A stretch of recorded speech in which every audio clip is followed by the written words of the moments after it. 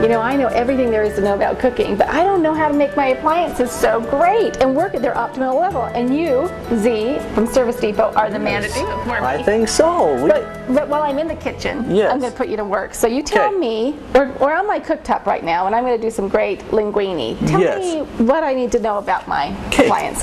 So your cooktop, really, there's not too much to, especially a gas cooktop. One thing you can worry about on that, in fact, the other day I had a lady call me, and she had sprayed some cleaner on it, and you don't want to do that because the down there you have some orifices, and the gas can't push through if you get any kind of liquid or anything down there, so it wouldn't ignite for her. You know, see, and that's something I don't even think about. When I'm cleaning, I just clean, and so what would be my issue? If it won't ignite and I can't get it, I just call you, you come out and give me a troubleshoot? Yeah, that's a tougher one. You know, on that one, it does take a little bit more to get down in there and clean out the orifices, make sure you're not touching something.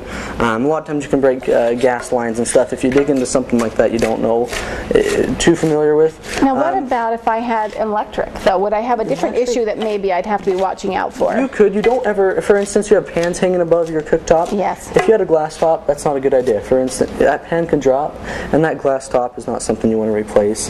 And you know, and I love being in the kitchen and being able to grab and do that kind of thing, but I hadn't thought about that being an issue. True. Now you service all kinds of appliances. I mean, I've got my laundry room right off this room here. Yeah. I've got my dishwasher, refrigerator.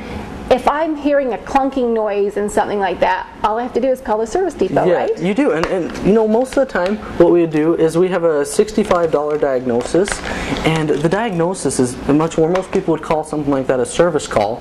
But see, the diagnosis goes much deeper. You don't pay for just showing up.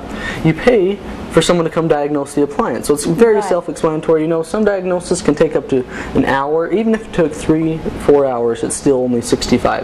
And after 3 to 4 hours, if someone can't figure it out, you still don't get charged. And it takes a couple times to come back, still $65 only. Well, you know, everything I hear about the Service Depot is that you guys are honest and you're friendly, and it's absolutely true. As far as your personalities, it's great to work with, but the honest thing really is important in this day and age. You're afraid of getting scammed, afraid of being overcharged, and you don't even cash that check I give you until the problem's solved. No, right? definitely not. Like I said, most times we won't even, if we can't figure that problem out, we won't even collect until we can come back and make sure we get it figured out.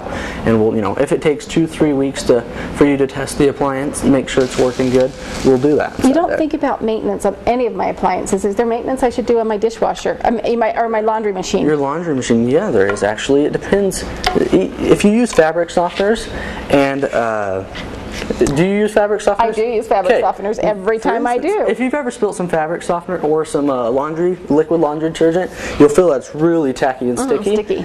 And it's made to do that because it's made to attract dirt and attract your clothes as well and smell really good. But the problem is that when it attracts dirt, it also sticks to the outside of your tub inside there, and it'll cause all sorts of problems, tons of problems from softeners. Do you just need to get some kind of a dishwasher cleaner? There is, yeah. We have one actually. That's a dishwasher, laundry cleaner. Yes. There we go. There's one at the store, and it looks very similar actually like this. It's the Lemmy Shine machine cleaner. This is our very favorite one.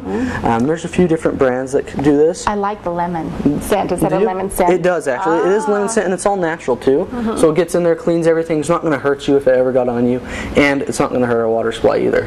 For instance, you can get in a dryer and grease all the rollers, and typically what we do in something like that on your dryer is it's just a $99 duct and dryer cleaning, because a lot of people will come clean the ducts, and that's important because that's your airflow, but the lint that builds up inside your dryer, that's where all the fires start. And so it's very important to get all those cleaned, because all the lint will get on the heating element or a gas dryer. You actually have a flame inside there, and it'll ignite, and that's where your fires come from. You know, inside the dryer. You need to do a whole maintenance check, and maybe you have that, a little paper that says this is your maintenance checklist. Do you have something like that?